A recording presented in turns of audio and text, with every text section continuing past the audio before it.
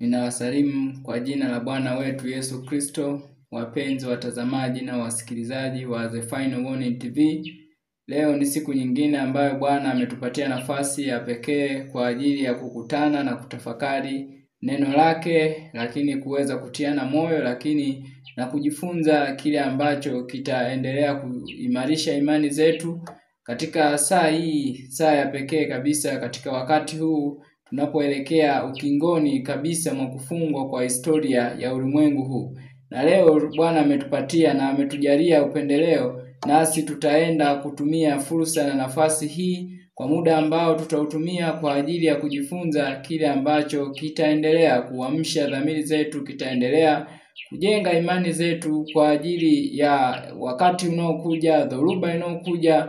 Ni tunapaswa kujiandaa kwa kile ambacho kinaujia ulimwengu huu. Basi kabla hatujaanza somo letu, lakini kabla ya kujua kwamba tutaenda kujifunza somo gani, nipende kuwakaribisha wewe ambaye unanitazama, lakini wewe ambaye unasikiliza katika eneo lolote pale ulipo. Unaweza ukapata nafasi ya kupiga magoti kama unayo, lakini kwa wewe ambaye mazingira huenda hayaruhusu, kwa pale ambapo unanisikiliza kwa wakati huu hayaruhusu kupiga magoti, basi unaweza tukaomba pia pamoja, ili tuanze kujifunza na kutafakari kile ambacho Bwana anatamani kuzungumza nasi kwa namna ya pekee kwa wakati kama huu. Basi tupige magoti kwa ajili ya ombi.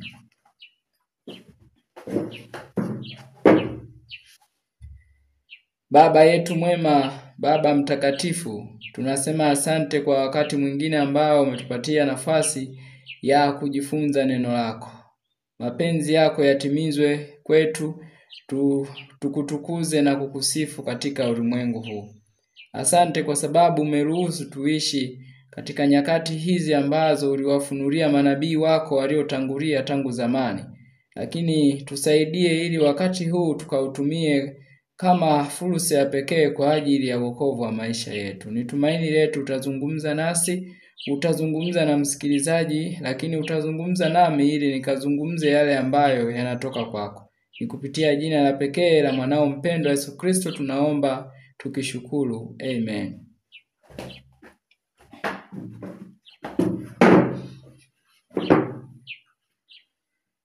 Basi leo tutaenda kabisa kuangalia uzoefu ambao tunaenda kupitia kama watu wa Mungu, lakini tutaenda kujifunza somo ambalo linasema usiku wa mwisho kwa Waadventista wa Sabato. Usiku wa mwisho kwa Waadventista wa Sabato ni usiku wa mwisho. Ni usiku gani huu ambao tutaenda kuona kwamba ni usiku wa mwisho kwa watu ambao wanayo imani ya Waadventista wa Sabato?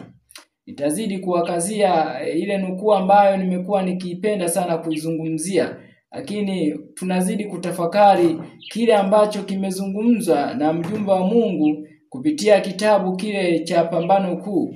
Kupitia kitabu kile cha Pambano Kuu, mjumbe wa Mungu amezungumza katika ukurasa ule wa 498, The Great Controversy, kitabu cha Pambano Kuu, ukurasa ule wa 498. Lakini nimekuwa nikukuonyesha nakala za aina hii. Kwa hiyo wewe ambaye unao nakala ya muundo huu na kwa picha hii, ndiyo ambayo nimekuwa nikitumia, lakini kama una nakala ya muundo huu na kwa picha hii pia tutaenda pamoja. 498 aya yake ya 3 inasema, tunaishi katika kipindi muhimu sana cha historia ya ulimwengu huu. Majaliwa ya watu wengi sana waliojazana duniani karibu yataamuliwa. Ili miisho yetu wenyewe iwe mizuri na wokovu wa watu wengine utegemea hatua tunayoipiga sasa. Tunahitaji kuongozwa na Roho wa kweli. Na tamani kila mmoja tungekuwa ni mzigo wa kila mmoja kwamba ninahitaji kuongozwa na Roho wa kweli. Kila mmoja, kijana, mzee, mama, baba, mtoto, ingepaswa kuwa mzigo wa kila mmoja kwamba ninahitaji kuongozwa na Roho wa kweli. Lakini tunaambiwa kila mfuasi wa Kristo anapaswa kuulizwa kwa bidii kwamba, Bwana, unataka nifanye nini? Kila mfuasi wa Kristo anapaswa kuuliza kwa bidii, Bwana, unataka nifanye nini?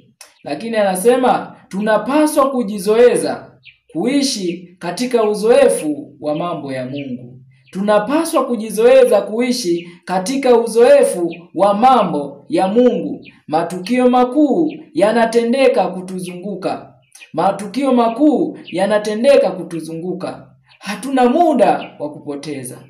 Hatuna muda wa kupoteza. Kwa sababu matukio haya yanayotendeka kutuzunguka, matukio haya ambayo yanatendeka kutuzunguka, tunaambiwa kwamba yanatimiza unabii wa Biblia unaoonyesha kwamba historia ya ulimwengu huu, majaliwa ya kila mwanadamu anayeishi katika ulimwengu huu karibu yataamuliwa. Na hivyo tunaambiwa hatuna muda wa kupoteza. We have no time to lose. Hatuna muda wa kupoteza. Msilale maaskari wa Mungu, msije mkawa wazembe na kusinzia. Shetani asije akawarukia ghafla na kuwafanya mateka wake. Wewe ambaye umewekwa kuwa askari, kama ilivyoelezwa katika kitabu kile cha Ezekiel sura ya 33, mstari wa 1 mpaka wa 7. Wale ambao wamewekwa kuwa maaskari kutoa maonyo kwa watu wa Mungu kwa ajili ya hatari inayokuja. Tunapaswa kuwaelekeza watu kuhusiana na kile ambacho Bwana anatuamuru tukifanye kwa wakati huu. Ukiwa ni askari, fanya kazi ya uaskari kulingana na Mungu anavyoelekeza kwa wakati huu. Usiku wa mwisho kwa Adventista wa Sabato. Kitabu kile cha Mathayo sura ya 26. Twende hapo kitabu kile, lakini tutatumia pia kitabu cha Tumaini la Vizazi Vyote. Basi wewe unaweza wewe ambaye unao nakala ya kitabu hiki cha Tumaini la Vizazi Vyote, unaweza ukakitumia kwa wakati huu. Lakini kwa wewe ambaye una nakala ya muundo mwingine usiofu, nitakutajia kurasa, nitakutajia sura ya Kiswahili, lakini kwa pale ambapo itawezekana kukutajia wapi unaweza ukapata kurasa ya Kiingereza pia nitakutajia. Kwa hiyo ni moja ya kitabu ambacho tutakuwa nacho, lakini na kingine huenda tukakitumia pia kwa rehema za Bwana. Tutakuwa na kitabu kinachoitwa Maombi. Kitabu hichi kinachoitwa Maombi ndicho ambacho pia tutakitumia, ama prayer kile cha Kiswahili. Na hiki cha kitabu cha Maombi ama prayer nitakutajia nukuu na kurasa za Kiswahili, lakini nitakutajia pia sura, ili kwa yule ambaye ana nakala nyingine usiwe na uzuri wa kusema sioni hiyo kimeandikwa wapi. Usiku wa mwisho kwa Adventista wa Sabato. Kitabu cha Mathayo sura ile ya 26. Tunaenda kuona uzoefu wa Kristo alipokuwa akikaribia kabisa kufunga historia ya kazi yake. Na hapa tunazungumzia uzoefu wa Getsemane. Tutaenda kuona vizuri kabisa katika uzoefu huu ambao Kristo aliupitia pale Getsemane. Ni uzoefu pia ambao watu wa Mungu tunapaswa kuupitia leo. Na kama ukifuatilia, ukisoma mtiririko wa kitabu hiki cha Mathayo sura ile ya 26, ukasoma mstari ule wa 26, kuanzia wanakula Pasaka, lakini ukaenda mpaka mstari wa 56, lakini utaenda katika kitabu kile cha Marko sura ya 14, ukaanza mstari, unaweza ukasoma hata sura hiyo ya Mathayo sura ya 14. Ni sura ambazo zinaelezea matukio ya mwisho ya Mwokozi wetu Yesu Kristo kabla ya kwenda kusulubiwa, kabla ya kwenda katika mabaraza ya hukumu, kabla ya kukabiliana na Herode mwenye hasira, mwenye hila, kabla ya kukubaliana na Wayahudi wenye kiu ya kumwaga damu ya mtu, mwenye kiu ya kumwaga damu ya yule ambaye alikuja kuwaokoa. Lakini utaenda ukasoma pia katika kitabu kile cha Luka, kitabu cha Luka sura ya 22, unaweza ukaona matukio ambayo yalikuwa yakimuelezea Kristo na uzoefu aliopitia katika matukio yale ya mwisho, katika usiku ule wa mwisho, wakati Kristo akila Pasaka na wanafunzi wake. Usiku ule wa mwisho, wakati Kristo anawachukua wanafunzi wake kenda katika bustani ya Getsemane, kwenda katika kupitia uzoefu wa Getsemane, ni usiku ule wa mwisho ndio ulioamua Kristo atashinda pambano ama hatashinda pambano. Wenda hujanisikia vizuri. Ni katika usiku ule ambapo Kristo alikwenda Getsemane.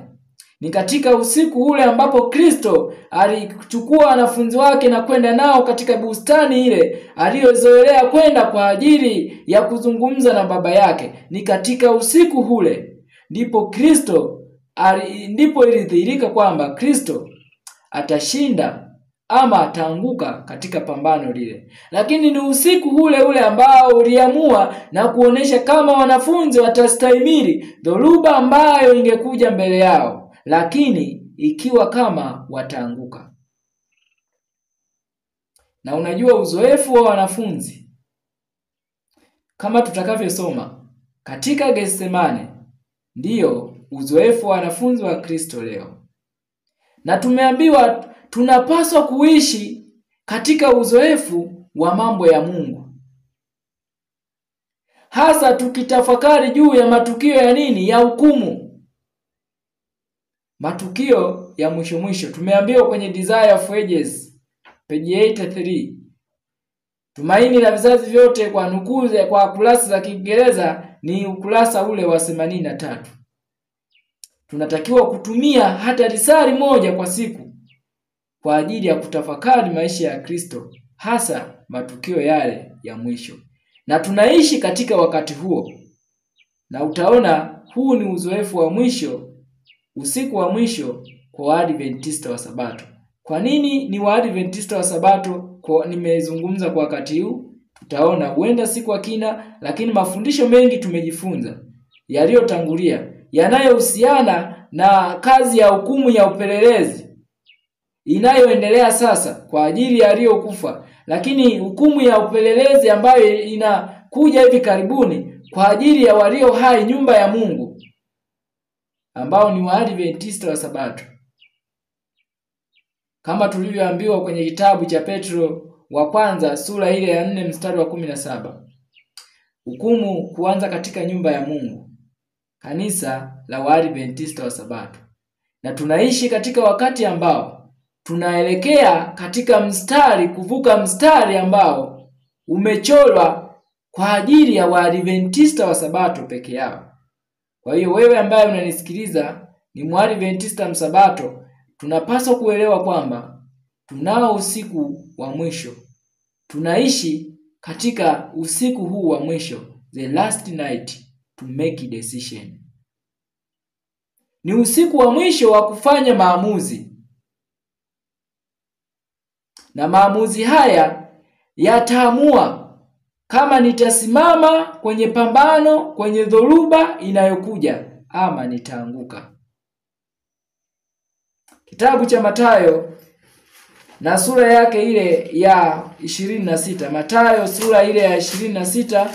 Tufike hapo msikilizaji na mtazamaji. Mathayo sura ile ya 26, na nitaanza kusoma katika mstari wa 36. Ukisoma katika 26 kushuka mpaka 35, tunaonyeshwa Yesu akizungumza na wanafunzi wake na kuambia tangu Pasaka, walipokula Pasaka kwenye fungu la 26, Yesu walipokuwa akila na Yesu mkate, akafanya na vyote matukio yale yaliyoendelea, na akawatabiria vile ambavyo watamsaliti, watamkana na kukimbia wote na kumwacha. Lakini akielezwa na Petro ambaye yeye alisema hata iweje hatamkana Bwana wake. Kwenye fungu la 36, Yesu anawachukua wanafunzi wake na kwenda nao bustani.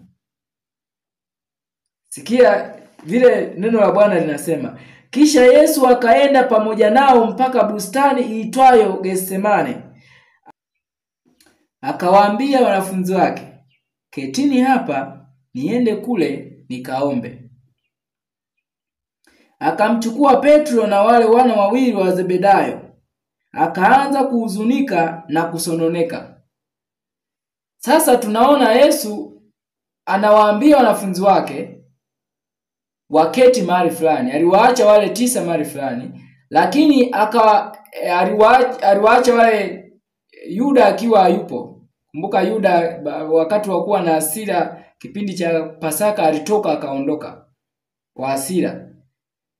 Lakini tunaona akawaacha wale 8, akachukua 3 akaenda nao pamoja, Petro, Yohana pamoja na Yakobo, wana wa Zebedayo wale 2.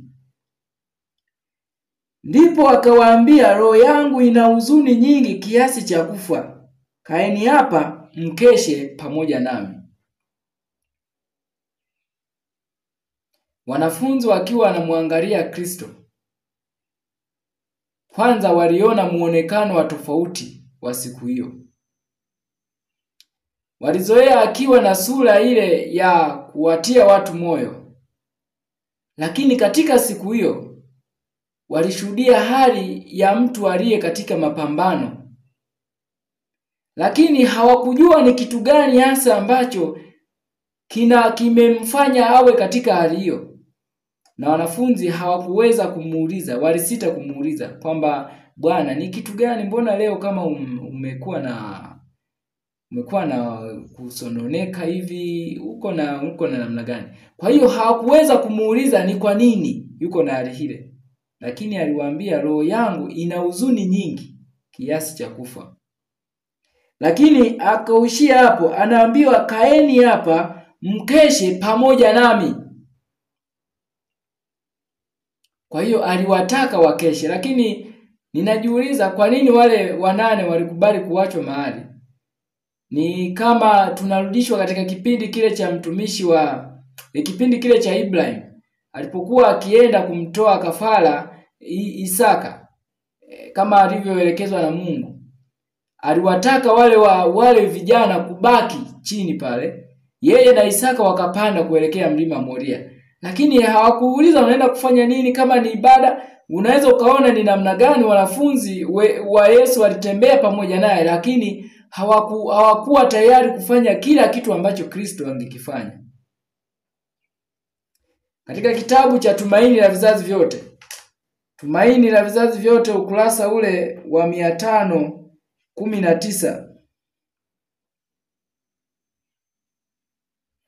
Tumaini la Vizazi Vyote, ukurasa ule wa 519, ama sura ile ya 74. Kwa wewe unayetumia nakala ya namna yoyote ile, ni sura ile ya 74 ya Tumaini la Vizazi Vyote. Tumaini la Vizazi Vyote, ukurasa wa 519 kwa wewe unayetumia nakala za hii, lakini ni sura ile ya 74. Nitaanza kusoma aya ya kwanza kabisa. Anasema, akiwa pamoja na wanafunzi wake, Mwokozi alipita taratibu kuelekea katika bustani ya Getsemane. Mbalamwezi ya msimu wa Pasaka, mbalamwezi kubwa na iliyojaa, ilimrika kupitia katika anga lisilo na mawingu.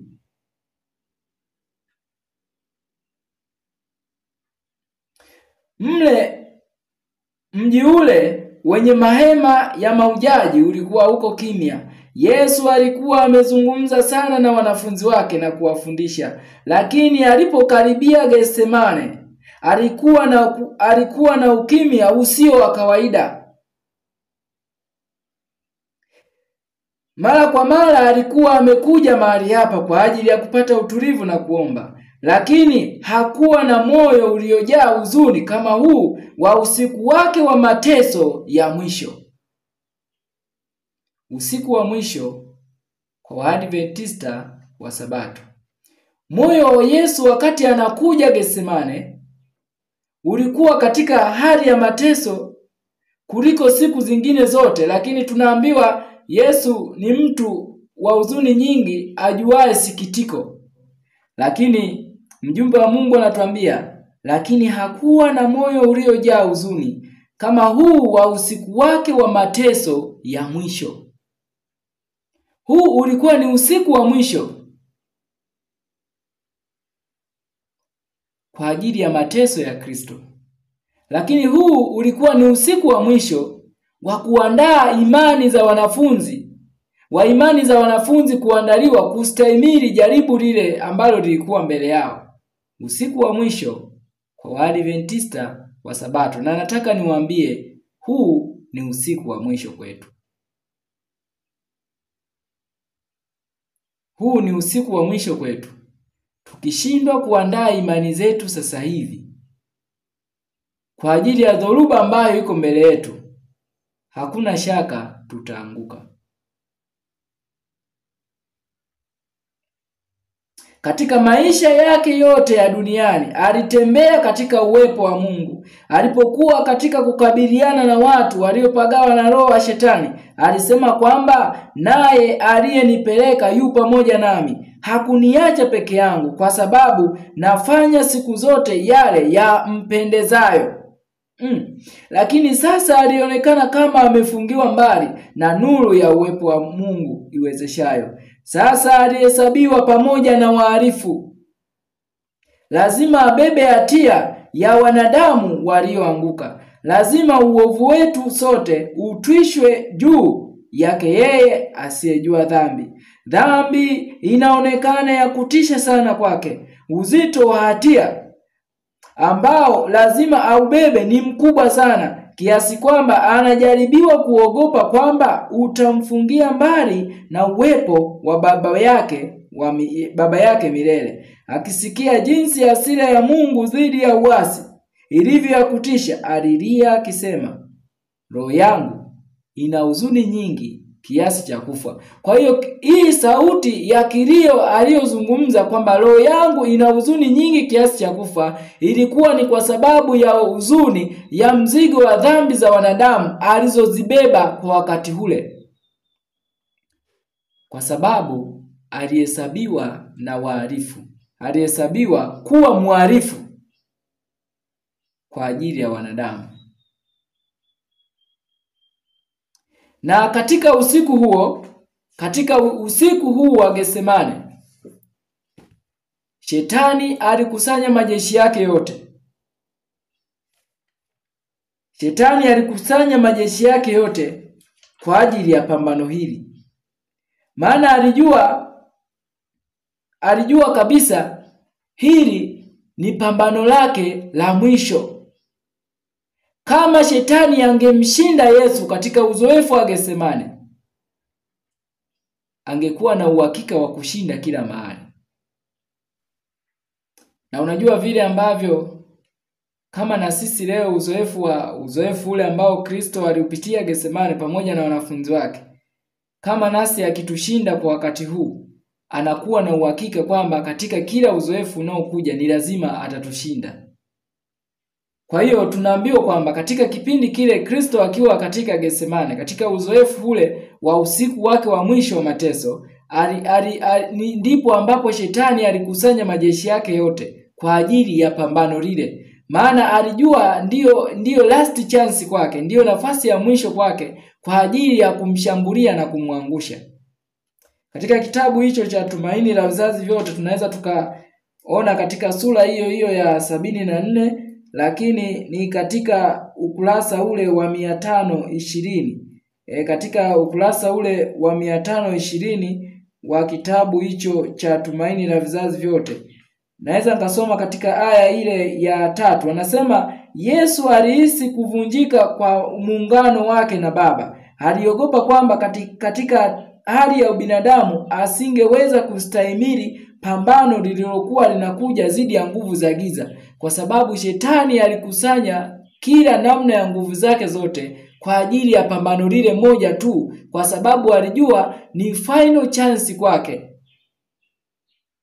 Na alifahamu kama angeweza kushinda, angeweza kumshinda Kristo kwa jaribu ambalo lilikuwa mbele yao. Lakini ni wakati ambapo alizishinda imani za wanafunzi, na wanafunzi walishindwa kwenye pambano lililokuwa mbele yao, na wote walimkimbia Kristo. Anasema katika jangwa la majaribu, hatima ya jamii ya wanadamu ilikuwa hatarini. Kristo alikuwa mshindi. Sasa mjaribu alikuwa amekuja kwa ajili ya pambano lake la mwisho la kuogofya. Kwa hiyo shetani alikuja katika pambano hili, katika bustani ya majaribu, katika bustani ya Getsemane, kwa ajili ya pambano lake la mwisho. Na unajua leo nimesema kwamba tunaishi katika kipindi ambacho ni usiku wa mwisho kwa Waadventista wa Sabato. na shetani atakuja, atafanya kila iwezekanavyo, kama ambavyo tumekuwa tukisoma, kuzuia tusishinde katika uzoefu huu, tusiwe na uzoefu huu, tusipitie katika uzoefu huu wa Getsemane. Ama kama tutapitia kama ule wa wanafunzi, na imani za wengi zitaanguka. Lakini tutaona tumaini la wanafunzi wa Kristo kwa wakati huu, tumaini lao la pekee litakuwa wapi?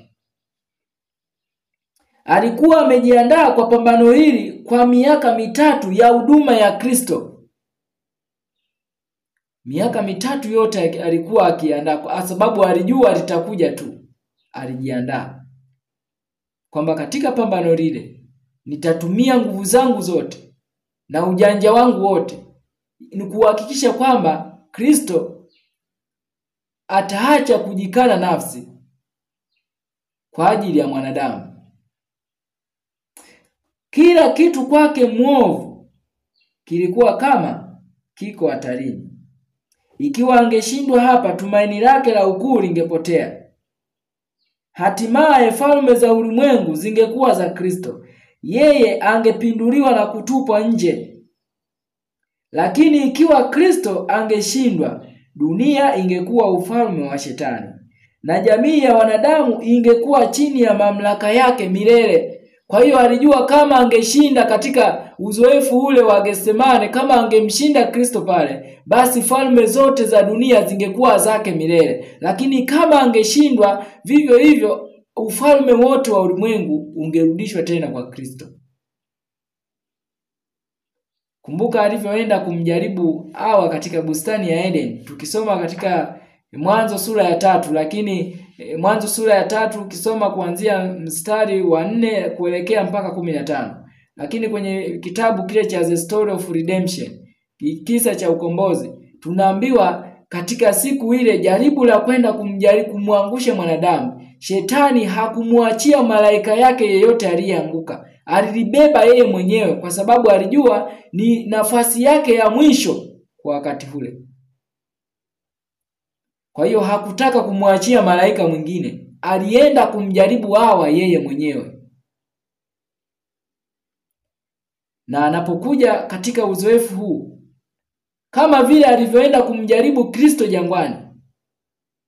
Tukisoma katika kitabu cha Messages to Young People, lakini katika kitabu cha Mathayo sura ya 4, lakini Luka sura ya 4, Messages to Young People, katika sura ile ya 12 tunaambiwa shetani alikuja kumjaribu Kristo kama vile mjumbe aliyetoka kutoka mbinguni, na alikuja kama kijana mzuri kule jangwani.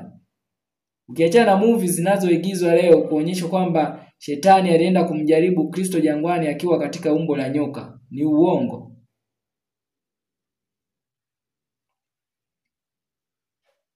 Anasema akiwa na masuala hayo ya pambano mbele yake, nafsi ya Kristo ilijawa na utisho wa kutengwa na Mungu.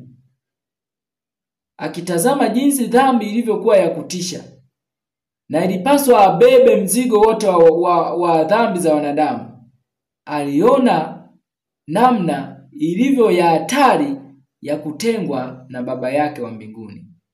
Na katika hali hiyo, kumbuka aliwaacha wanafunzi pale, lakini nataka nikusomee nini aliwaambia wakifanya. Katika ukurasa ule wa tuliotoka kusoma wa 519 wa kitabu hiko cha Desire of Ages 519, anasema aya ya mwisho, mistari karibu na mwisho, anasema aligugumia kwa sauti kubwa kama mtu aliyekuwa anaumia sana, kwa sababu ya uzito wa mzigo wa kutisha. Kwa yule ambaye alishawahi kubeba mzigo mkubwa, kama ulishawahi kubeba ule ambao umekuzidi, ambao hata kupumua unapata shida. Sasa leo mtu ambaye ana kilo 50 akabebeshwa gunia la kilo 130. Ile namna ambayo atagugumia kuashiria kabisa huu mzigo ni mzito zaidi kwake. Kristo alijihisi katika hali hiyo. Wenzake walimsaidia mara mbili, la sivyo angeanguka chini. Kwa hiyo kwa lugha za rais alikuwa akipepesuka. Lakini wanafunzi walijiuliza nini kimemtokea Bwana wetu, ila walikaa kimya wasimuulize kwamba umetokewa na nini. Walikaa kimya. Karibu na mahali pa kuingilia bustanini, Yesu aliwaacha wanafunzi pale isipokuwa watatu, akiwataka wajiombee na kumwombea na yeye. Kwa hiyo aliwaambia wanafunzi wake, jamani naomba mniombee. Hakumuuliza tukuombee kwa lipi, wewe tumezoea ukikutuombea. Ukiwaombea watu baraka na kuwaponya. Na kipindi kile tukiwa katika bahari kuelekea Galilaya, imani zetu wote zilizama. Wewe ukautuliza upepo. Leo unasema tukuombee kwa lipi? Lakini walikaa kimya. Usiku wa mwisho wa Kristo, usiku wa mwisho wa wanafunzi wa Yesu, usiku wa mwisho kwa Waadventista wa Sabato. Huu ni usiku wa mwisho. Lakini kwa kadri tutakavyoenda kuendelea kujifunza kupitia media hii ya The Final Warning TV, tutakuja kuona usiku wa mwisho kwa ulimwengu wote ambao tunaishi katika nyakati hizi. Aliingia katika faragha za bustani ile akiwa pamoja na Petro na Yakobo na Yohana. Hawa ndio ambao waliwabeba wakiwa watatu. Kumbuka wale wanane wengine ukimtoa Yuda ambaye kwa hasira alikimbia. Baada ya kudhihirishiwa kwamba yeye ni msaliti, alikimbia kwa hasira kwenda kwa wakuu wa makuhani. Kwa hiyo alibaki 11. Wanane wakiwa wamebaki, sijui waliwacha wapi, sijui ni nje ya bustani au waliwacha wapi. Lakini Yesu akaenda pamoja na wale watatu ambao kwenye kitabu cha Luka sura ya 9 alienda nao kule mlimani kuomba. Sasa katika saa hiyo Shetani naye anakuja kwa ajili ya pambano lake la mwisho. Usiku wa mwisho kwa ajili ya mateso ya Kristo. Usiku wa mwisho wa imani za Waadventista, imani za wanafunzi wa Kristo. Usiku wa mwisho kwa ajili ya pambano la mwisho la Shetani. Kwa hiyo kila mmoja alikuwa anafanya ni final decision. Mafanikio ama anguko la kila mmoja, la kila upande lilitegemea katika ushindi wa usiku ule. Shetani angeshinda usiku ule, angejihakikishia ushindi katika mapambano yote yaliyokuja. Kristo angeshinda katika usiku ule, angejihakikishia ushindi kwa mapambano yote ambayo yangekuja. Wanafunzi wa Kristo wangestahimili na kushinda katika usiku ule, imani zao zingestahimili majaribu yote yaliyokuja. Na Waadventista wa Sabato tukishinda katika usiku wetu huu wa mwisho, tutastahimili majaribu ambayo na dhoruba ambayo inakuja. Kumbuka katika somo lililopita tulijifunza Shetani alileta majaribu gani? Anasema Shetani alimwambia kwamba kama alikuwa amekuwa mdhamini wa ulimwengu wenye dhambi, ile hali ya kutenganishwa ingekuwa ya milele. Kwa hiyo alianza kumtisha kwamba umeamua kumdhamini mwanadamu, utatengwa milele na baba yako. Alafu angalia maelezo mengine, angekuwa na fungu lake katika ufalme wa Shetani na asingekuwa na umoja na Mungu tena, na anamwambia utakuwa chini yangu. Ukishindwa utakuwa raia wangu. Na hilo pambano utashindwa tu. Na unajua ndio madai ambayo Shetani anayaleta leo. Anayaleta kwa Adventista wa Sabato leo ili kuangusha imani zetu. Tunaelekea katika mgogoro mkubwa. Sunday leo ipo karibu, sheria ya Jumapili, sheria ya kulazimisha dhamiri ipo karibu na sisi. Lakini tunapoelekea katika pambano hilo la kwenda kuamua ni yupi atasimama, ni yupi ataanguka, maamuzi yetu leo tunaamua tunafanya maamuzi gani? Tunafanya jitihada gani za kuhakikisha katika pambano hilo I must stand for Jesus. Tunafanya jitihada gani kuhakikisha kwamba katika wakati huo ni lazima nisimame pamoja na Kristo?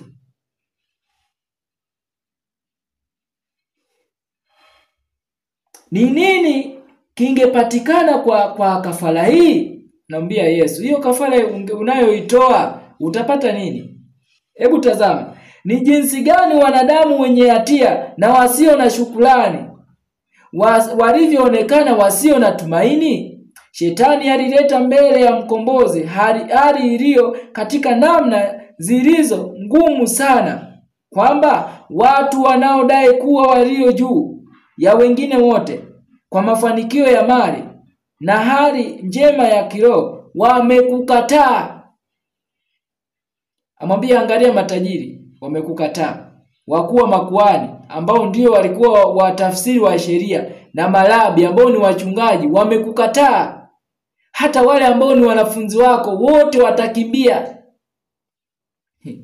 Haikuishia hapo. Anasema wanatafuta kukuua, si wamekukataa tu.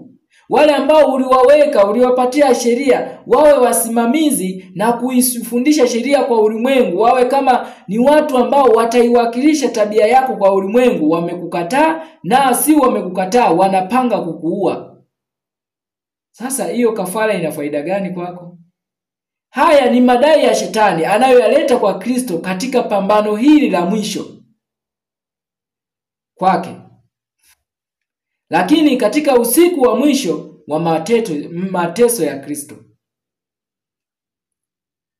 wewe uliye msingi, kitovu na muhuri wa ahadi zilizotolewa kwao, kama watu walioteuliwa, mmoja wa wanafunzi wako mwenyewe ambaye amesikiliza mafundisho yako na ambaye amekuwa mbele sana katika shughuli za kanisa, atakusaliti. Ambia, angalia, hata yule ambaye umetembea naye ameona miujiza ya kutosha, lakini huyo mwanafunzi wako tu atakusaliti.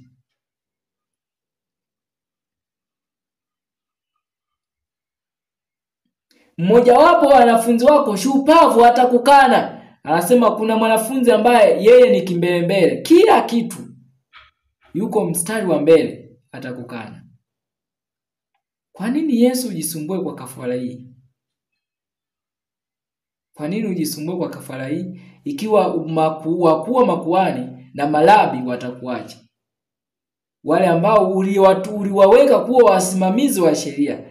Lakini ikiwa wanafunzi wako wenyewe, yule ambaye ametembea na wewe ndiye ambaye tunaambiwa atakuinulia kisigino chake, atakusaliti. Lakini yule ambaye ni rafiki yako wa karibu sana, shupavu kabisa, mwanafunzi wako atakukana. Na unajua katika usiku huu wa mwisho kwa Adventista wa Sabato ndipo usaliti utatokea miongoni mwetu. Sikia. Anasema wote watakuacha. Kwa hiyo utabaki peke yako na kafara yako isiyo na maana. Hayo ni madai ya Shetani. Hali yote ya Kristo ilisumbuliwa na wazo hilo, kwamba wale ambao ameshughulika ili kuwaokoa, wale aliyowapenda sana, wataungana katika njama za Shetani. Hali hii iliuchoma moyo wake. Pambano lilikuwa la kutisha. Nasema hata wanafunzi wangu ambao nimetembea nao, walioshuhudia shuhuda zangu, hata wachungaji ambao nimewatumia ndani ya kanisa hili la Waadventista wa Sabato kuhubiri na kuutikisa ulimwengu, maelfu akaongolewa. Hata na wainjilisti na wazee wa kanisa ambao nimefanya nao katika huduma nyingi za meza za Bwana, huduma ya ubatizo, lakini watanisaliti na kuniacha. Hili lilileta uchungu katika pambano la mwisho la Kristo.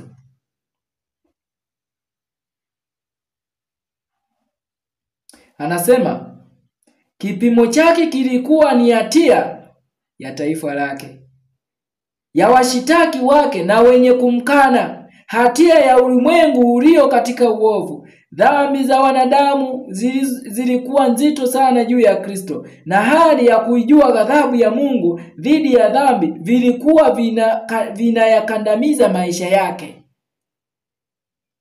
Mtazame anapotafakari kuhusu gharama ya kulipa kwa ajili ya nafsi ya wanadamu. Katika masumbuko yake anashikilia ardhi yenye baridi, kama vile kuzuia asisukumwe mbali zaidi na Mungu. Umande unaoanguka usiku unashuka kwenye mwili ule uliolala kifudifudi, lakini hausikii. Sauti inatoka katika midomo yake iliyochoka ikisema, Baba yangu, ikiwezekana kikombe hiki kiniepuke. Hata hivyo anaongeza kwamba walakini si kama nitakavyo mimi, bali utakavyo wewe. Baada ya kutafakari kwenda kujitoa kufa, hebu chukua mfano, unajitolea kwenda kunyongwa kwa ajili ya mtu ambaye yuko gerezani, ambaye ni mwizi, na si mwizi, ni jambazi anayejulikana mtaani. Ameiba na kuvunja nyumba za wengi sana. Hebu fikiria, ukiwa unaweza ukasoma sura ya 78 inayosema Kalvari, ambayo inaonyesha kwamba Kristo akiwa wamesimama Kristo pamoja na Baraba. Mjumbe wa Mungu anasema nyuso zao, muonekano wao tu ulidhihirisha ni nani ambaye ana hatia, ni nani ambaye ni mhalifu. Kristo alibaki akiwa na uso wa upole na furaha na utulivu na huruma na upendo. Vyote vilionekana katika uso wa Kristo. Lakini katika uso wa Baraba ulionekana ukatili na njama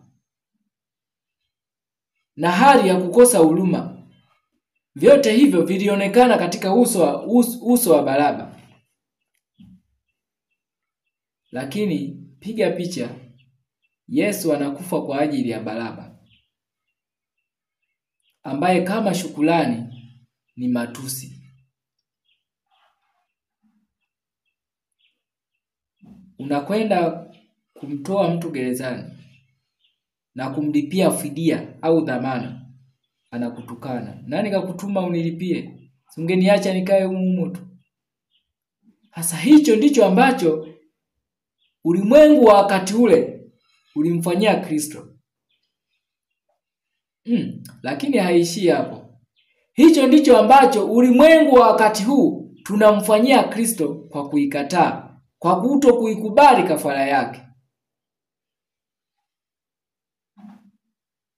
Ni kurudisha matusi kwamba nani kakutuma? Umejisumbua tu.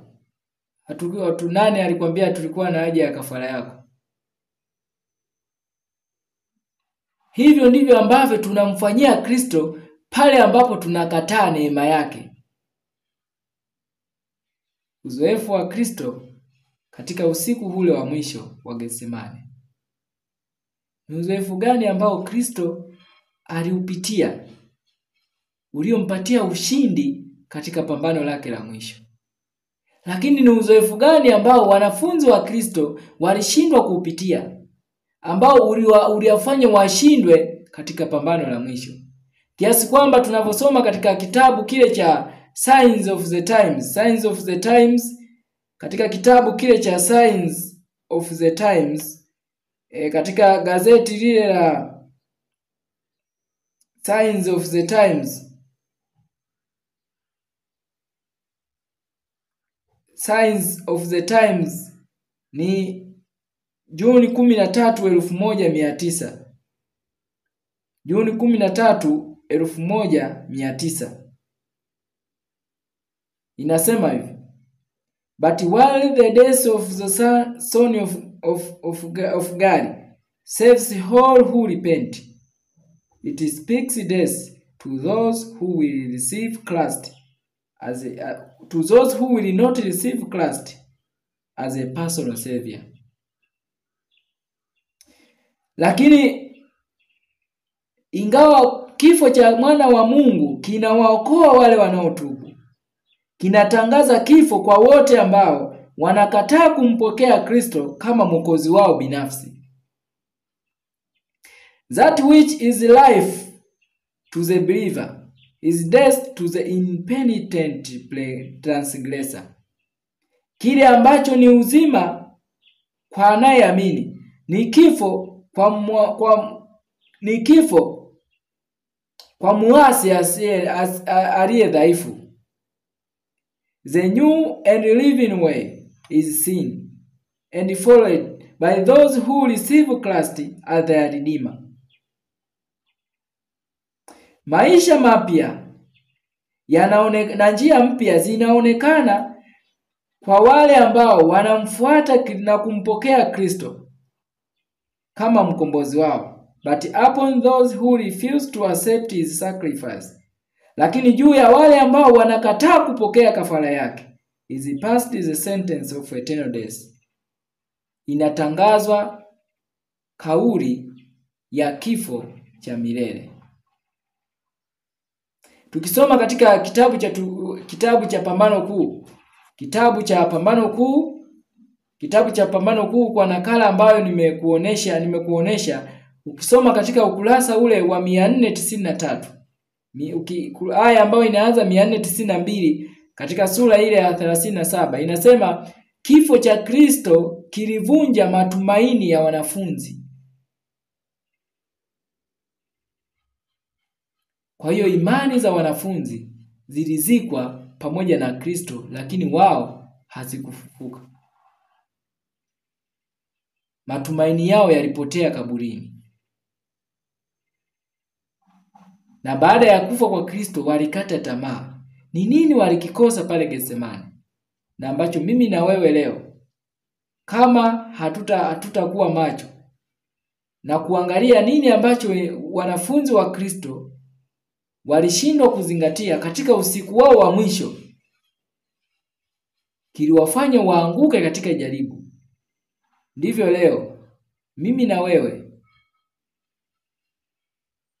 kwa kuto kuzingatia kile ambacho tunapaswa kukifanya katika uzoefu huu wa usiku wa mwisho kwetu, imani zetu hazitastahimili dhoruba inayokuja. Lakini inawezekana. Ni maamuzi yetu tu. Signs of the Times. Signs of the Times, Juni 13, paragrafu ya 4. Ile tulisoma ni paragrafu ya 13. Paragrafu ya 5. Kwa hiyo ni paragrafu ya 4 na 5. Signs of the Times, dalili za nyakati. Juni 13, 1900. Kwa hiyo ambaye unaandika, anasema by Christ the true standard is presented. Kupitia Kristo kiwango cha kweli kinawasilishwa. He made it possible for man to be once more united with God. Amefanya iwezekane kwa mwanadamu kuunganishwa tena na nani? Na Mungu. He came to take the sentence of death for the transgressor. Alikuja kuchukua hukumu ya kifo kwa ajili ya waasi. Not one precept of the law could be uttered to meet man in his fallen condition. Hakuta kuwepo na kanuni hata moja ya sheria ambayo ingewezwa kubadilishwa kwa ajili ya kukutana na mwanadamu katika hali yake ya kuanguka. Kumbuka katika kitabu kile cha Testimonies for the Church volume ya 1, kurasa wa 248 aya ya 2. Inasema wale ambao wanaubeba ujumbe wa malaika watatu wanapaswa kusonga mbele na pasipo kuogopa katika uweza na nguvu za Roho Mtakatifu. Hubiri kweli na acha ikate. Mnapaswa kuhubiri ukweli na kuwaagiza watu kuurejea, na si kuhubiri kwa kufuata kanuni za watu, lakini sio kushusha kiwango cha ukweli ili kuwafikia watu katika hali yao ya dhambi na ya giza. Kwa sababu hakuna kanuni hata moja ambayo Kristo alikuja kuiondoa ili kukutana na mwanadamu katika hali yake ya anguko. Therefore, Christ gave his life in man's behalf. Hivyo Kristo aliyatoa maisha yake kwa niaba ya mwanadamu. To suffer instead the penalty of disobedience. Kuteseka kwa ajili yake hukumu ya kifo, hukumu ya uasi, ya kutokutii. This was the only way in which man could be saved. Hii ndiyo ilikuwa njia ya pekee ambayo mwanadamu angeokolewa kwayo. The only way in which it could be demonstrated that it is possible for man to keep the law. Ilikuwa ni njia pekee ambayo ingewasilishwa kwamba inawezekana kwa mwanadamu kuitunza sheria. Christ came to this earth and stood where Adam stood. Yesu alikuja katika ulimwengu huu na kusimama mahali ambapo Adam alisimama. Overcoming where Adam failed to overcome. Kushinda mahali ambapo Adam alishindwa kushinda. He is made unto us wisdom and righteousness and sanctification and redemption. Yeye amefanywa kwetu hekima na haki na utakaso na ukombozi. Ni huyu ambaye alipokutana na jaribu hili la Getsemani, ilipaswa ni lazima ashinde, kwa sababu sheria ya baba yake isingeshushwa. Kukutana na mwanadamu katika hali yake ya giza. Katika uzoefu huu, Yesu aliwataka wanafunzi wake wafanye kitu kimoja, wajiombee, lakini wamuombe na yeye. Na katika uzoefu wa usiku huu wa mwisho, ndio usiku ambao Yesu anatutaka sisi tuombe na tujiombee. Na unajua inalinganishwa na uzoefu ambao ni usiku ule wa mwisho ambao aliupitia mtumishi wa Mungu Yakobo katika Mwanzo 32 na sura ya 33. Ni usiku ule wa mwisho wa mapigano ya mieleka ndio uliamua kusimama kwa Yakobo mpaka mwisho wa safari yake. Ni kwa usiku mmoja tu ambao mimi na wewe leo tunaishi. Usiku wa mwisho kwa imani ya Waadventista wa Sabato. Matukio makuu yanatendeka kutuzunguka. Mataifa yanajipanga kwa ajili ya Bwana, kwa ajili ya vita kuu ya mwisho dhidi ya watu wa Mungu. Sheria za kukandamiza dhamiri zinatungwa kila siku. Kila siku. Mataifa yanaungana kila siku na kuimarishana. Makanisa yanaungana kila moja kwa jingine kwa ajili ya mgogoro wa mwisho. Lakini wanafunzi wa Kristo leo, je, tunalitii agizo la Kristo? Kesheni muombe, msije mkaingia majaribuni. Tumaini la vizazi vyote. Tumaini la vizazi vyote. Katika ukurasa wa 521 anasema, yeye ambaye mara kwa mara alikuwa na maneno ya faraja kwao sasa alikuwa anateseka kwa maumivu yaliyo ya juu ya yale ya kibinadamu, naye alitamani kujua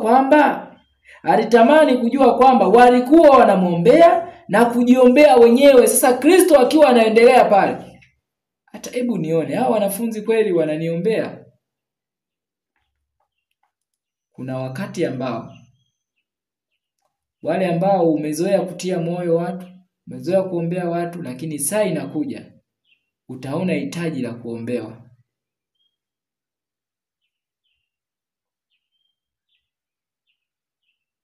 Aliinuka kwa jitihada za maumivu, akijivuta mpaka mahali pale alipowaacha wenzake, lakini akawakuta wamelala.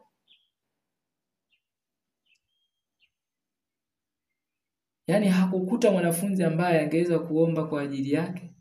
aliwakuta wamelala. Ikiwa angewakuta wanaomba, angepata aueni. Ingekuwa kwamba walikuwa wanatafuta kimbilio kwa Mungu ili kwamba nguvu za kishetani zisiwashinde. Angefarijiwa na imani yao iliyo imara, lakini hawakuwa wamesikiliza onyo lililorudiwa kwamba kesheni muombe.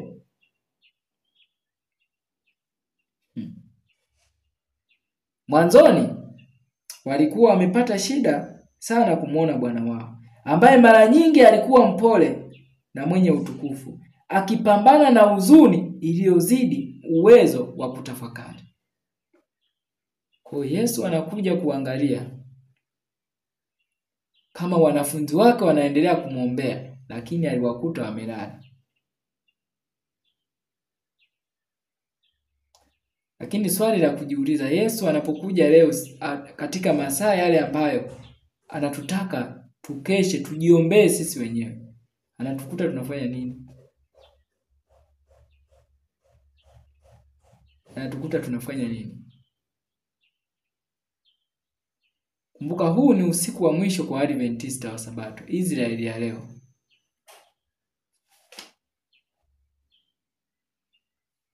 Israeli ya leo walikuwa wameomba wakati waliposikia vilio vikubwa vya mtu atesekaye. Hawakutarajia kumwacha Bwana wao, lakini walionekana kupoozeshwa na hali ya kuwa na usingizi ambayo wangeweza kuifukuzia mbali ikiwa wangeendelea kumdilia Mungu. Hawakuwa wameonyesha umuhimu wa kukesha na kuomba kwa dhati kustahimili majaribu. Lakini walifanya nini? Lakini wale walijitumainia wenyewe. Hawakumtazama msaidizi mwenye nguvu kama ambavyo Kristo alikuwa amewashauri. Kwa hiyo wakati Mwokozi alipokuwa katika wakati wenyewe wa kuhitaji faraja na maombi yao, walikutwa wamesinzia. Hata Petro alikuwa amelala. Yaani kwa lugha rahisi, hata Ino anakutwa naye amelala.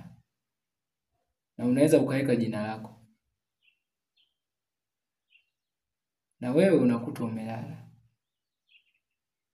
ambao leo kwa sababu ya kuwepo kwa amani fulani bandia, wote tunakiri kwamba Bwana, hata iweje mimi sitakuacha. Nipo tayari kwenda gerezani, nipo tayari kunyongwa kwa ajili yako. Na kitu wakati wa majaribu unapokuja, kama ilivyotokea kwa Kristo, wanafunzi wa Kristo wa leo tutamkimbia na kumwacha Kristo.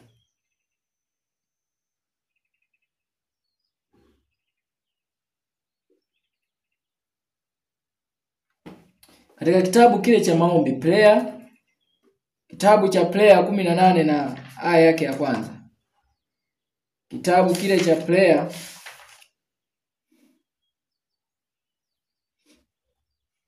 Kitabu cha prayer 18 na aya yake ya kwanza. Kitabu hiki kinachoitwa maombi. Anasema uzoefu wa wanafunzi katika bustani ya Getsemane unasomwa kwa watu wa Bwana leo. Hawakutambua umuhimu wa kukesha na kuomba kwa bidii ili kuyapinga majaribu. Wengi leo wamelala usingizi mzito kama walivyokuwa wanafunzi. Hawakeshi na kuomba wasiingie katika majaribu. Hebu nasi na tusome na kuchunguza mara kwa mara kwa uangalifu sehemu hizo za maneno ya Mungu ambazo zinarejea siku hizi za mwisho, yakionyesha hatari ambazo zitakuwa tishio kwa watu wa Mungu. Kwa hiyo wanafunzi wa Kristo, nasi leo wengi tumesinzia na kulala. Hatuna muda kwa ajili ya kukesha, hatuna muda kwa ajili ya kuomba, hatuna muda kwa ajili ya kuchunguza maandiko. Tuna muda kwa ajili ya mambo yetu. Na tunajidanganya kwamba tumejiandaa kwa ajili ya pambano. Bwana atusaidie. Tukienda kwa mwendo huo hatutaanguka. Hatutasimama, Tukienda kwa mwendo huo tutaanguka.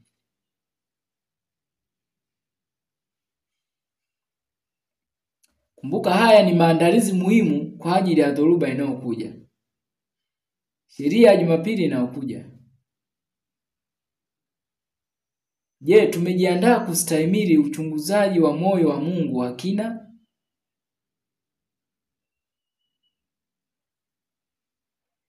Tunakwenda katika wakati ambao hukumu ya kila mmoja inakwenda kukamilika.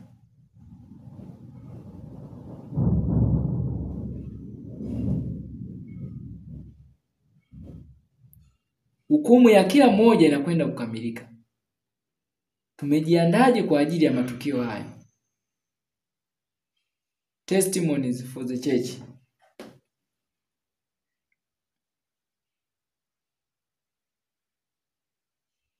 Testimonies for the church.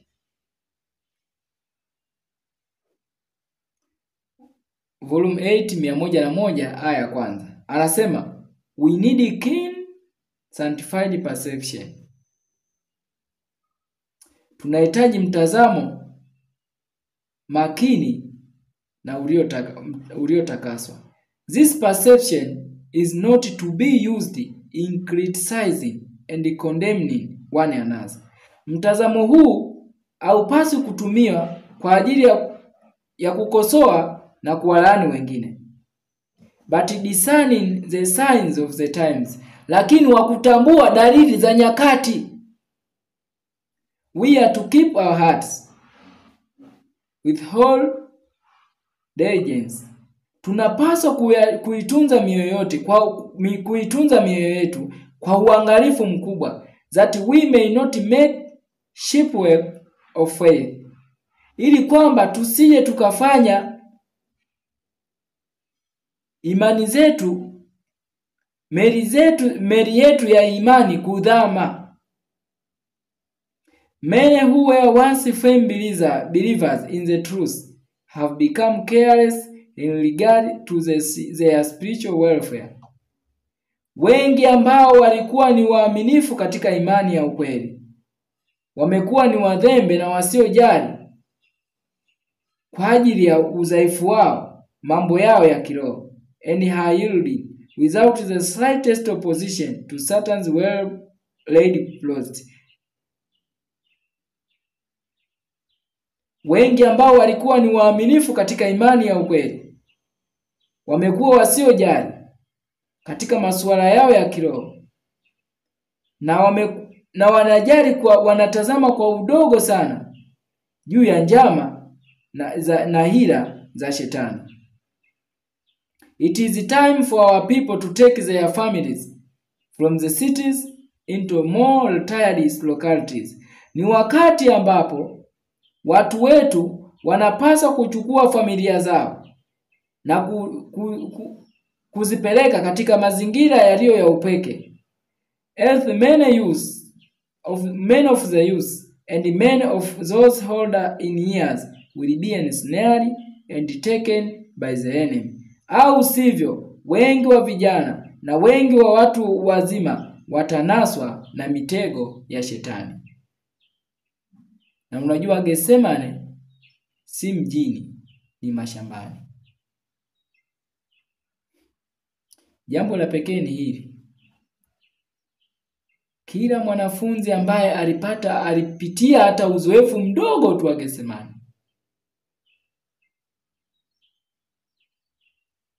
pamoja na kwamba jaribu la Kristo wakati amekufa hawakuweza kustahimili, lakini walibaki kuwa wanafunzi wa Kristo waaminifu baada ya kufuka kwake. Yuda ambaye hakwenda na Kristo katika uzoefu wa Getsemane alianguka katika jaribu lililokuwa mbele yake, na alimsaliti na kumwacha Bwana wake milele. Na nataka niwaambie kitu. Kwa kuwa ni usiku wa mwisho huu wa Waadventista wa Sabato, wengi ambao watapuuzia maelekezo ya Mungu kwa ajili ya wakati huu, kutaenda kugawanya makundi mawili ndani ya kanisa. Usiku wa mwisho kundi la Yuda linatengenezwa. Usiku wa mwisho kundi la wanafunzi waliosinzia, lakini wamesinzia wapi? Bustanini.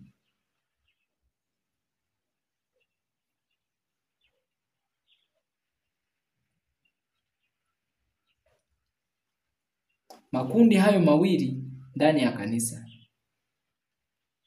Na nimekwambia katika wakati huu ndipo usaliti unaenda kujirudia. Soma katika kitabu cha Spalding and Magan Collection, nukuu ambayo unaiona mbele ya screen yako. Spalding and Magan Collection inaonyesha baada ya wakati wa Zoruba kupiga ulimwengu huu, Waadventista wa Sabato kwa jina wataungana na Wakatoliki na makanisa kwa jina, wa Protestant kwa jina, wale ambao leo wanajiita wa Protestant lakini wanakataa sheria ya Mungu, wanakataa Sabato ya Mungu, wataungana kwa ajili ya kuwasaliti Waadventista wa Sabato wa kweli. Kundi dogo ambalo linaenda pamoja na Kristo katika uzoefu wa Getsemani. Uzoefu wa Getsemani unadai muda wetu kwa ajili ya kuomba. Uzoefu wa Getsemani unadai muda wetu kwa ajili ya kuchunguza maandiko. Uzoefu wa Getsemani unadai muda wetu kwa ajili ya kukesha.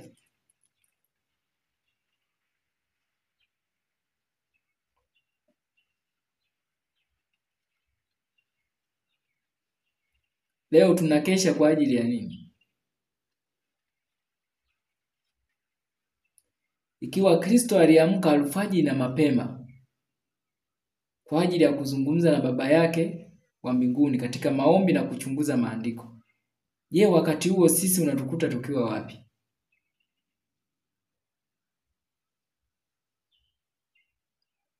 Ama leo tunalala saa 2, saa 3, kuamka saa 12.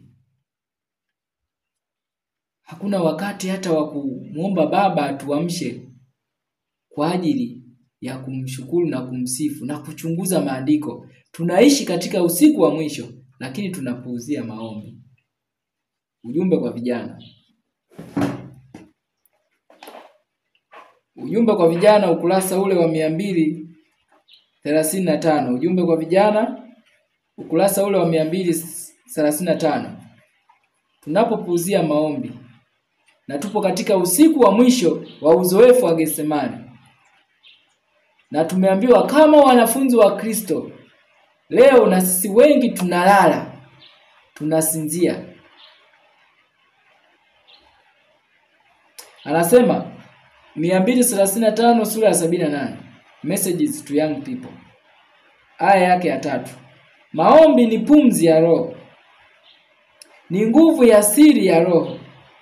Hakuna njia nyingine ya neema inayoweza kuwekwa badala ya maombi, na afya ya Roho ikadumu kushamili. Maombi yanauleta moyo karibu kabisa na kisima cha uzima na kuimarisha nyama na misuli ya uzoefu wa kidini. Wewe puuzia zoezi la maombi au jihusishe katika maombi ya mara moja tu. Leo unaomba, kesho unaacha kuomba. Ukiomba kwa kadiri unavyoona inafaa kwako, sio muda mrefu utamwacha Mungu. Nguvu za kiroho hupoteza uhai wake, uzoefu wa kidini hukosa afya na nguvu. Maombi yale ya msimu. Tunasubiri siku 10 za maombi, juma la uamsho la maombi, ndipo tunaomba. Lakini tumeambiwa kwenye Testimonies for the Church volume 5 ukurasa 189 aya 4, tumeambiwa if we will be in a position where God can use us, we must have individual experience and individual faith. Kama tutakuwa katika nafasi ambayo Mungu anaweza kututumia sisi, ni lazima tuwe na uzoefu binafsi na imani binafsi. Imani ya kutegemea maombi ya kutangazwa mpaka ni kanisa litangaze haitaweza kustahimili dhoruba inayokuja. Imani ya kusubiri mpaka ibada ya familia ya asubuhi na ibada ya familia ya jioni haitaweza kustahimili. Haya tunaweza tukasema ni maombi ya msimu. Leo naomba, kesho naacha. Na unaomba tu ili mradi ili usionekane kama ni nyumbani, watoto wasikuone kwamba umelala bila kuomba. Lakini hatuombi ni kwa sababu bado hatujui tuko wapi. Bado hatujawa na mzigo wa kutambua uhalisia wa wakati tunaoishi na hukumu ambayo inaendelea na hukumu inayokuja kwa ajili yetu kama Waadventista wa Sabato. Tunashughulika na mambo mengi ambayo hayana maana, tunasahau kufanya maandalizi ya msingi kwa ajili ya roho zetu. Kitabu kile cha Wazee na Manabii.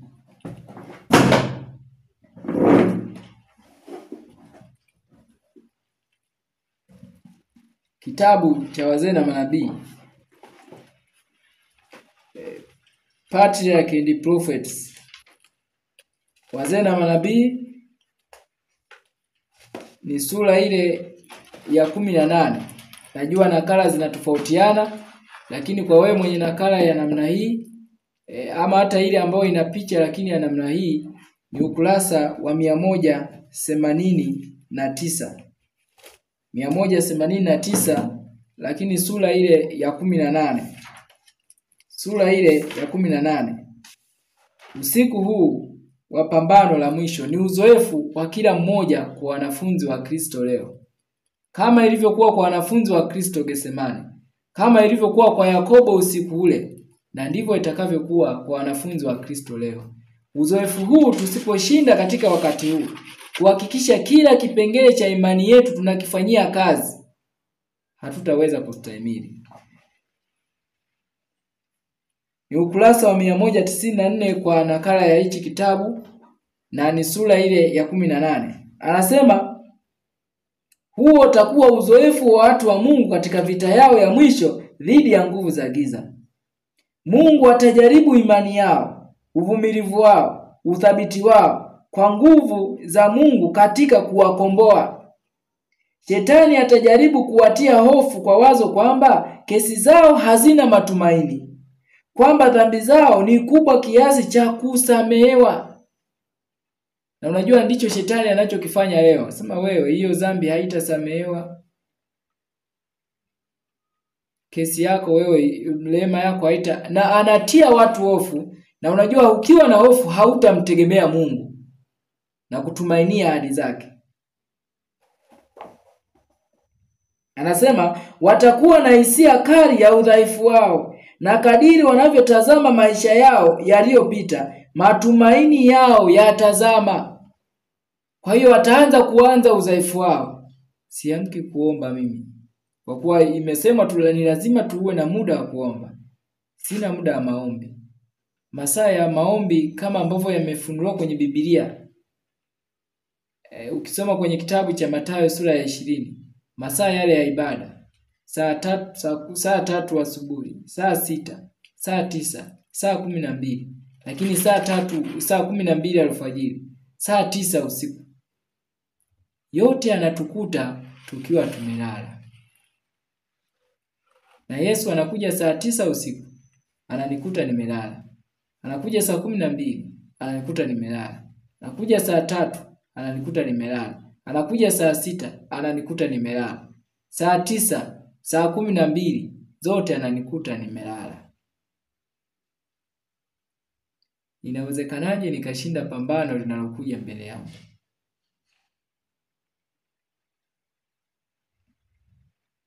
Na nataka niseme, ikiwa tutakuwa na wakati mwingi sana kwa ajili ya shughuli zetu, tukasahau muda wa maombi. Hakuna usalama mbele yetu, kwa sababu tumeambiwa katika kitabu cha Prayer, katika shughuli zetu, mahali popote tuwapo, katika mazingira yoyote, tunapaswa kuinua sauti zetu juu kwa Mungu kwa ajili ya maombi. Na nitakuonyesha kile ambacho Kristo alifanya pamoja na mateso aliyopitia na mapambano baada ya msaliti alipokuja, nini alikuwa nacho. Na kwa wale ambao ni Waadventista wa Sabato watakaoamua kusimama na Kristo na Kristo peke yake, wakiamua kukubali kujikana nafsi kwa wakati huu na kuteseka pamoja na Kristo na kutumia muda wao kwa ajili ya kuchunguza maandiko na kuomba pamoja na shughuli zao zote, watapata nguvu kama alivyopata nguvu Kristo, na hawatatikiswa imani yao msaliti anapokuja. Anasema, lakini wakikumbuka ukuu wa rehema za Mungu, ungamo lao la dhati, watasii ahadi zake zilizotolewa kupitia kwa Kristo kwa wasio na msaada wa dhambi wanaotubu. Imani yao haitashindwa kwa sababu ya kutokupata majibu haraka. Watasikiliza zaidi nguvu, watashikilia zaidi nguvu za Mungu kama Yakobo alivyoshikilia malaika, kama Yakobo alivyomshikilia malaika, na lugha ya nafsi zao itakuwa, sikuachi usipo nibariki. Na hiyo ndio inapaswa kuwa imani yetu pekee kwa wakati huu. Katika kitabu cha Pambano Kuu, ukurasa ule wa 515, aya yake ya 2, inatuambia sasa tunapaswa kujizoeza kuhakikisha ahadi zake. Malaika huandika kila ombi ambalo lina moyo wa dhati. Ni afadhali kuachana na kujifurahisha na kujipenda kwa binafsi kuliko kudharau kuwa na umoja na Mungu.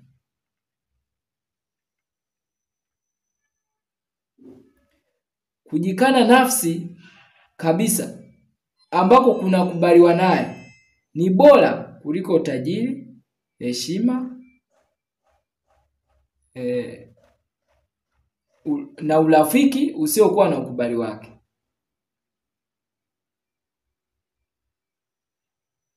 Uzoefu wa Getsemane, usiku wa mwisho kwa Adventista wa Sabato. Na tunaelekea katika mgogoro mkubwa sana. Tunajua matukio mengi yanayoendelea,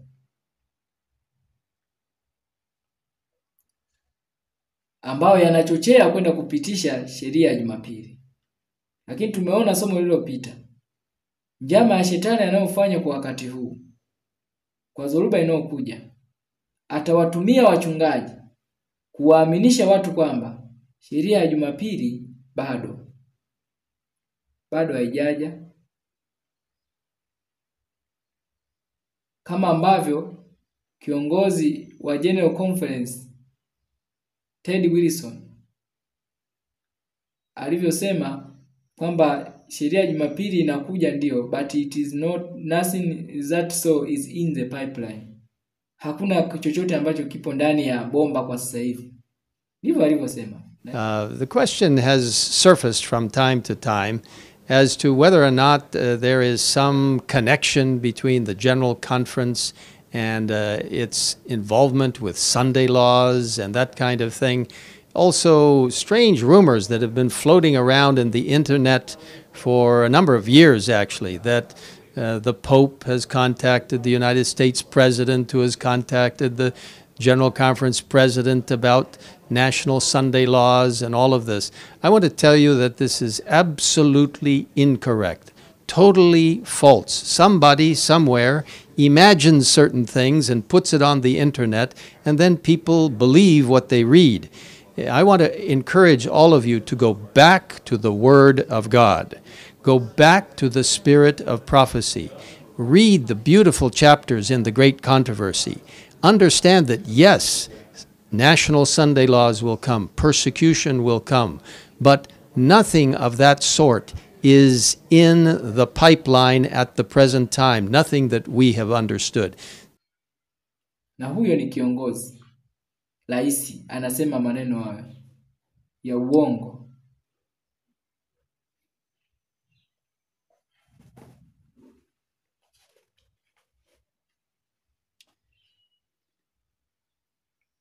Na kitu cha pekee ambacho shetani anakifanya kwa wakati huu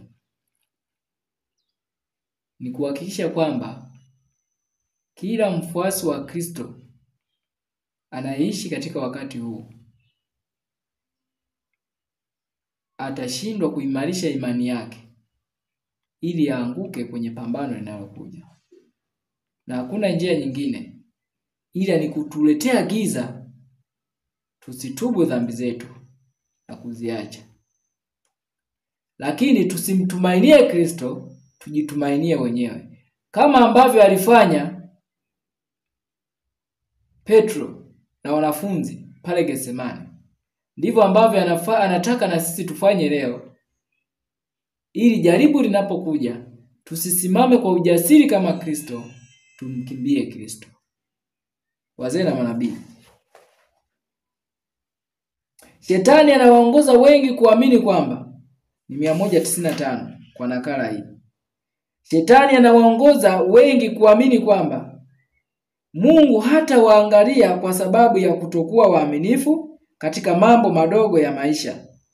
Lakini Bwana anaonyesha katika kutenda kwake kwa Yakobo kwamba kwa namna yoyote hawezi kuvumilia maovu.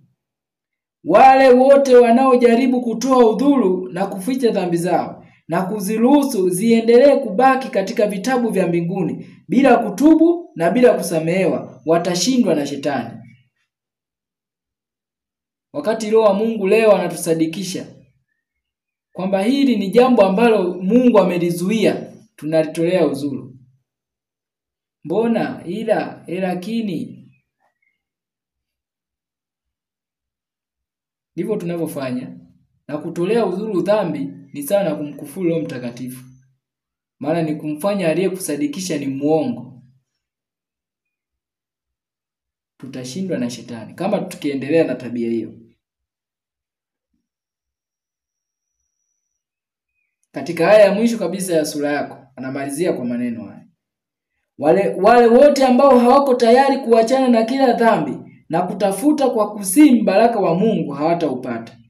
Lakini wale watakaoshikilia ahadi za Mungu kama alivyofanya Yakobo na kuwa na bidii kama alivyokuwa, watafanikiwa kama alivyofanikiwa. Na Mungu hata wapatia haki wateule wake wanaomdilia mchana na usiku, naye ni mvumilivu kwao, na waambia atawapatia haki upesi. Luka 18 mstari wa 7 na 8. Tunaambiwa wale ambao hatutakuwa tayari kuachana na dhambi zetu zote, tukaanza kuzitolea udhuru. Achana na aina hii ya vyakula. Nasema mbona tunatolea udhuru, lakini tutashindwa na shetani. Kila kitu ambacho Bwana anatushuhudia kwamba ni dhambi, haijalishi una udhaifu kiasi gani kwa wakati huo kukishinda, hatupasi kutolea udhuru, na badala yake tumuombe Mungu ujasiri na nguvu ya kuweza kushinda. Baada ya Yesu kustahimili katika hatua zote zile tatu, mara ya kwanza kwenda kuomba aliwakuta wanafunzi wake wamelala. Mara ya pili kwenda kuomba aliwakuta wanafunzi wake wamelala. Mara ya tatu, na shetani pamoja na kwamba alileta majaribu na kumshawishi aachane na uzoefu ule ili akashindwe, baada ya Kristo kuwa mshindi, nini kilitokea? Turudi kwenye Tumaini la Vizazi Vyote tunapoelekea mwisho wa somo letu. Tumaini la Vizazi Vyote, ukurasa wa 525.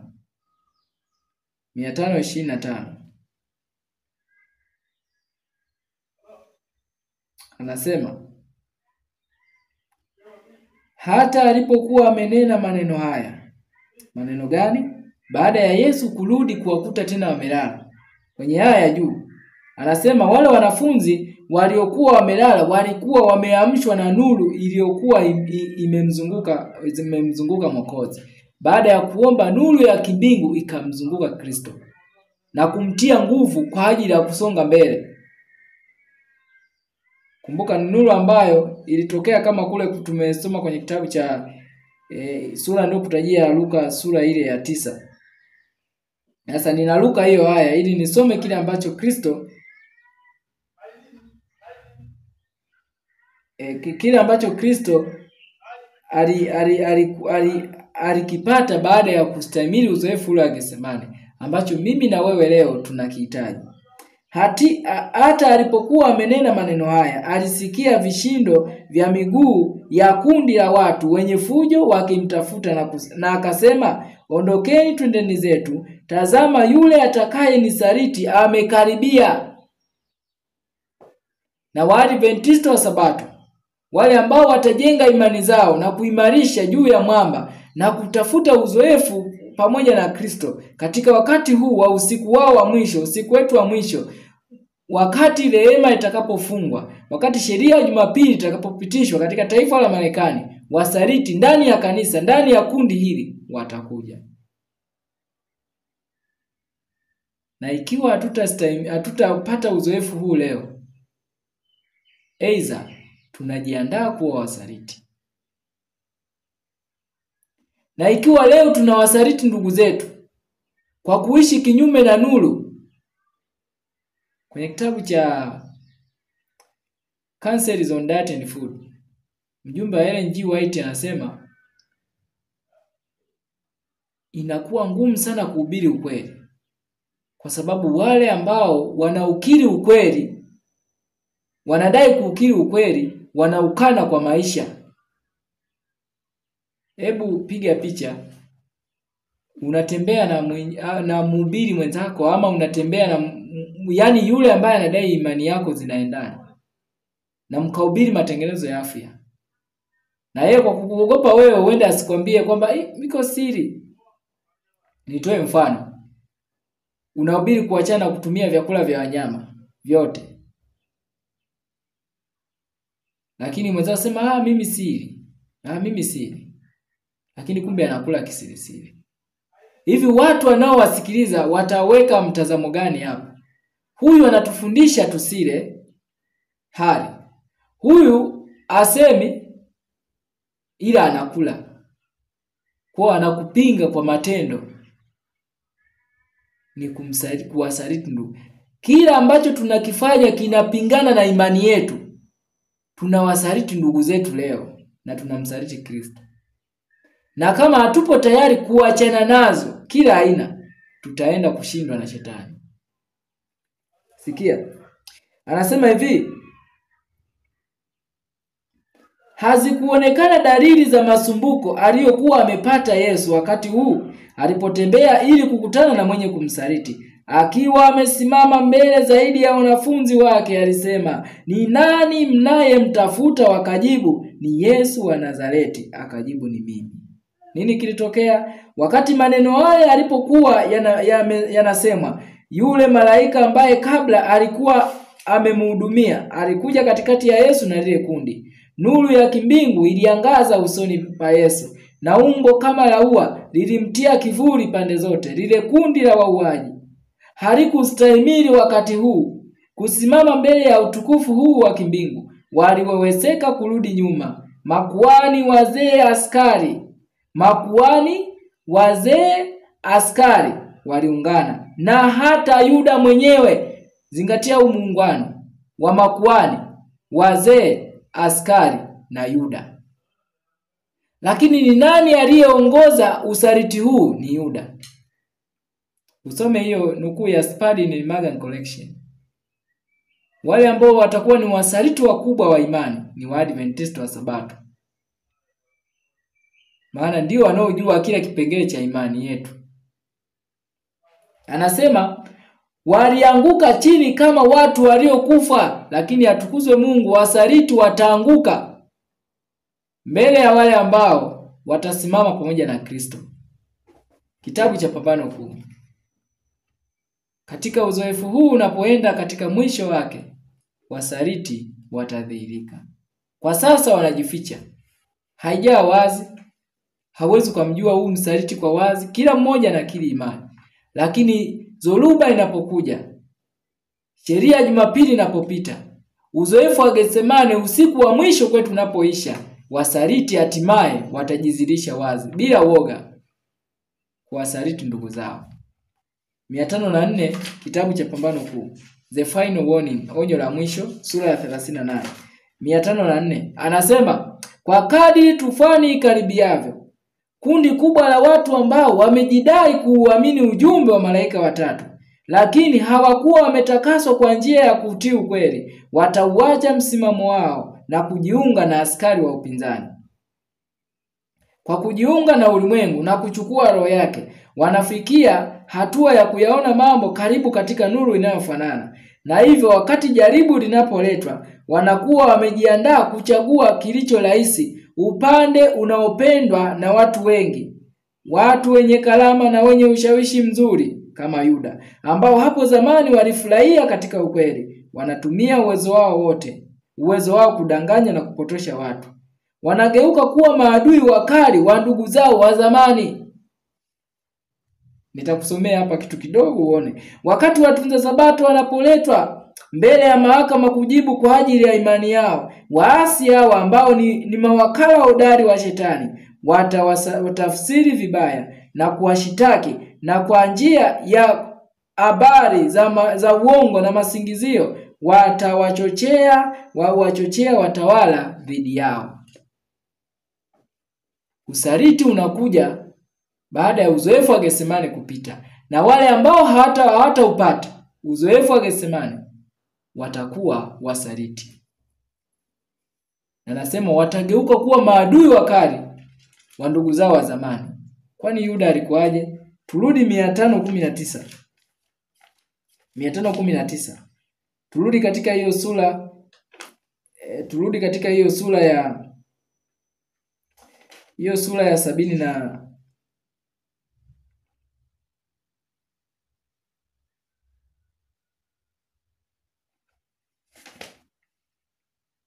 katika ukurasa wa 526 aya chache karibu na mwisho.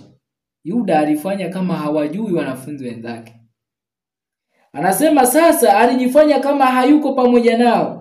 Akija karibu na Yesu, aliushika mkono wake kama rafiki ambaye wanafahamiana, kwa maneno kwamba salamu Rabi, akambusu kwa kurudia huku akionekana kulia kama anayemonea huruma katika hatari aliyokuwa nayo.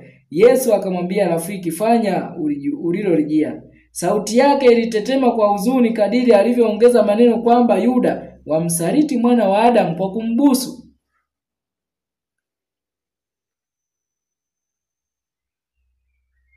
Usiku wa mwisho kwa Waadventista wa Sabato. Wote ambao kama alivyofanya Yakobo watamng'ang'ania Mungu kwa ajili ya kuomba msaada na kuwa tayari kuachana na kila dhambi ambayo Roho wa Mungu anaifunua kwangu, anaifunua kwako, watashinda kama Kristo alivyoshinda. Lakini kama tutatolea udhuru makosa na dhambi zetu leo, hakuna tumaini mbele yetu na tutajiandaa kuwa wasaliti. Kristo alipata nguvu katika uzoefu wa Getsemane, nguvu ambayo ilimwezesha kustahimili hata mauti ya msalaba. Na sisi katika wakati huu wa usiku wetu wa mwisho, tunapoelekea karibu kabisa na kufungwa kwa historia ya ulimwengu huu, karibu kabisa na kufungwa kwa mlango wa rehema, hasa kwetu sisi Waadventista wa Sabato, lakini na kwa kila mtu ambaye anaujua ukweli wetu lakini hajajiunga na imani hii. Najua kuna wachungaji wapo anajua kila kitu kwamba ni Sabato ni nini na nini. Hii naye pia inamhusu. Lakini tumeona kwamba tutaenda kujifunza. Zidi tunavyoendelea kufuatilia media hii ya The Final Warning TV, tutazidi kujifunza na tutaona usiku wa mwisho kwa ulimwengu wote. Bwana atusaidie wote ambao tunatamani kuishi kulingana na nuru ambayo Mungu anatufunulia, lakini tunaotamani kwa dhati kwamba Bwana, sina uwezo, natamani tu uniokoe. Nitaendelea kurudia nukuu ambayo nimekuwa nikitaja Ministry of Healing. Sura ile ya kwanza ina aya yake ya pili. Lakini unaweza ukasoma kwenye Desire of Ages, kurasa ule Tumaini la Vizazi Vyote 186 mpaka 187. Inasema hakuna mtu aliyeomba msaada kwa Kristo akafukuzwa. Kwa hivyo haijalishi ni udhaifu wa hali ya juu kiasi gani unao, uwasilishe mbele za Kristo, atakusaidia. Kwa sababu ameahidi atatimiza. Basi tunapoenda kufunga somo letu, tafakari yetu ya siku hii ya leo ni mwanzo wa tafakari nyingine inayokuja. Tuzidi kuombeana na kuomba kwamba Bwana afunue kila nuru, kila ujumbe, kila kitu ambacho kitatusaidia kujiandaa kwa ajili ya wakati unaokuja. Pale ambapo upo tunaweza tukapiga magoti na kuomba, na kila mmoja zungumza na Mungu kwa ajili ya kuzungumza na kumwambia kile ambacho unatamani akusaidie. Lakini kwa wako wengine ambao natamani kushauriana, natamani kushauriwa na kuomba pamoja. Namba za simu huwa zipo tangu mwanzo, huwa zinatembea, unaweza ukaziandika, ninapatikana kwa namba hizo. Lakini pia mwisho wa somo huwa kuna namba na email kwa wale ambao unaweza usiwe na unaweza ukatumia email. Unaweza ukapiga wakati wowote kwa ajili ya kuwasiliana, kutiana moyo na kushauriana na kuombeana kwa kadri neema ya Bwana inavyoruhusu. Lakini na kujifunza zaidi, ukiwa na maswali unaruhusiwa kupiga simu na unaruhusiwa kuuliza kwa namba ambazo zinakuwepo kwa kila somo. Tumekuwa pamoja katika kipindi hiki kupitia media hii as a Final Warning TV. Basi mahali ulipo tuweze kupiga magoti kwa ajili ya ombi.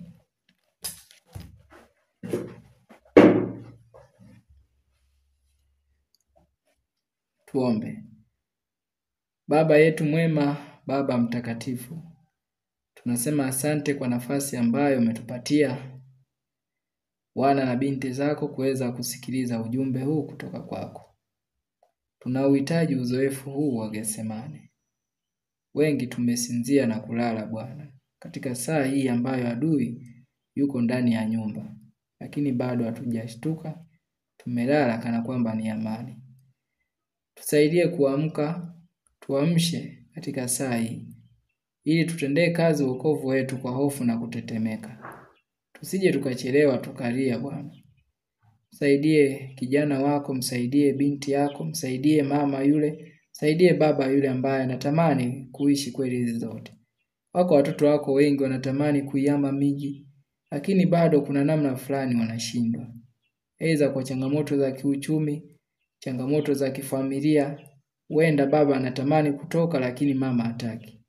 Mama anatamani kutoka lakini baba hataki. Bwana, tunakusihi, msaidie mtoto wako yote ambaye anakulilia kwa dhati ndani ya moyo wake. Tuimarishe, tusaidie ili matendo yetu yakalingane na imani yetu. Tusafishe, tutakase, tuandae kwa ajili ya wakati wa dhoruba inayokuja ili tukasimame na wewe. Kupitia jina la Kristo Bwana yetu tunaomba na kushukuru. Amen.